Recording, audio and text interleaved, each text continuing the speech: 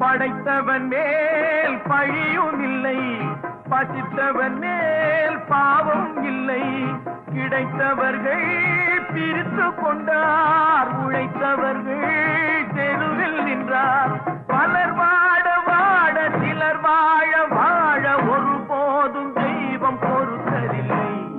கொடுத்ததெல்லாம் கொடுத்தான், அவன் யாருக்காக கொடுத்தான்?